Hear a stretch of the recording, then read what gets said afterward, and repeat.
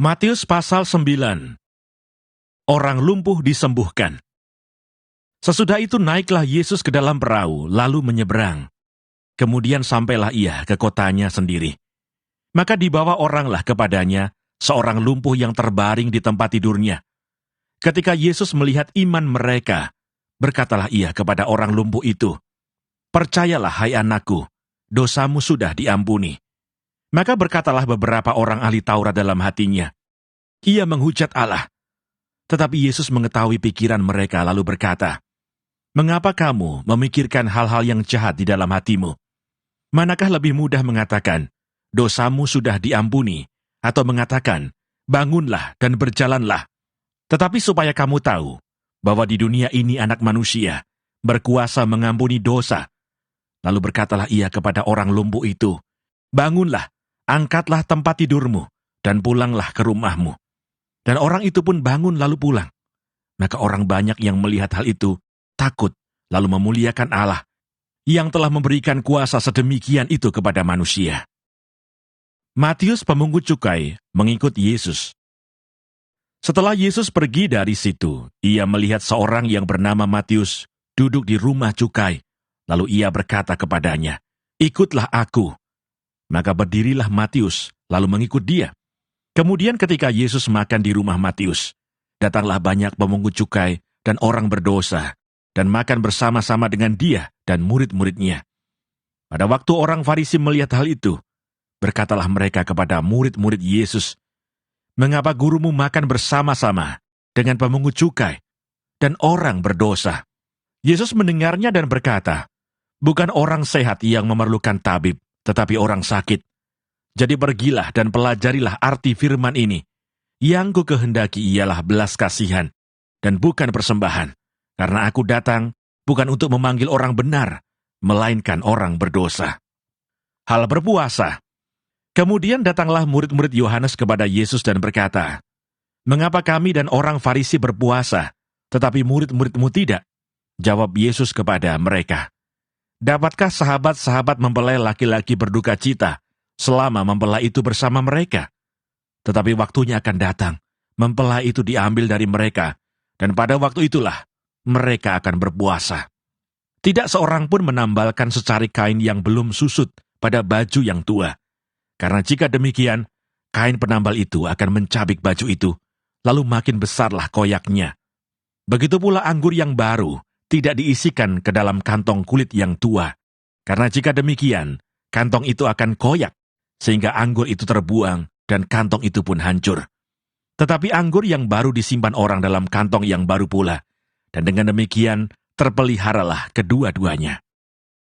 Anak kepala rumah ibadat perempuan yang sakit pendarahan.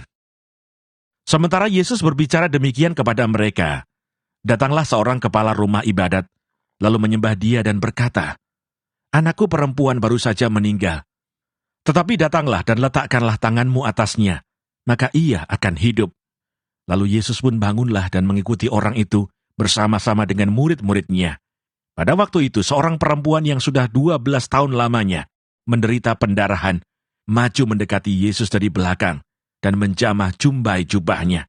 Karena katanya dalam hatinya, "Asal ku jamah saja jubahnya, aku akan sembuh." Tetapi Yesus berpaling dan memandang dia serta berkata, "Teguhkanlah hatimu, hai anakku. Imanmu telah menyelamatkan engkau." Maka sejak saat itu sembuhlah perempuan itu.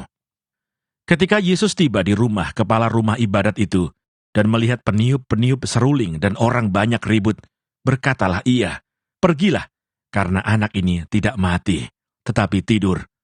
Tetapi mereka menertawakan dia. Setelah orang banyak itu diusir, Yesus masuk dan memegang tangan anak itu. Lalu bangkitlah anak itu. Maka tersiarlah kabar tentang hal itu ke seluruh daerah itu. Yesus menyembuhkan mata 2 orang buta. Ketika Yesus meneruskan perjalanannya dari sana, 2 orang buta mengikutinya sambil berseru-seru dan berkata, "Kasihanilah kami, hai anak Daud."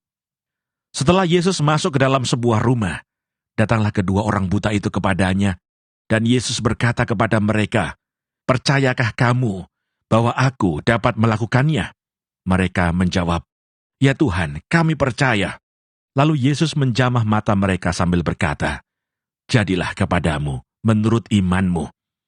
Maka meleklah mata mereka, dan Yesus pun dengan tegas berpesan kepada mereka, katanya, "Jagalah, supaya jangan seorang pun mengetahui hal ini."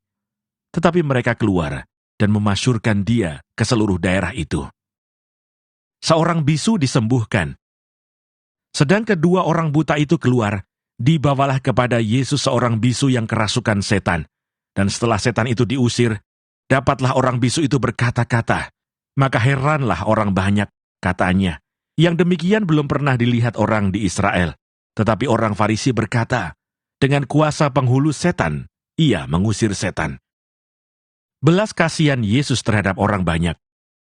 Demikianlah Yesus berkeliling ke semua kota dan desa. Ia mengajar dalam rumah-rumah ibadat dan memberitakan Injil Kerajaan Surga, serta melenyapkan segala penyakit dan kelemahan. Melihat orang banyak itu, tergeraklah hati Yesus oleh belas kasihan kepada mereka, karena mereka lelah dan terlantar seperti domba yang tidak bergembala. Maka katanya kepada murid-muridnya, "Tuaian memang banyak, tetapi pekerja sedikit. Karena itu mintalah kepada Tuhan yang empunya tuaian, supaya ia mengirimkan pekerja-pekerja untuk tuaian itu."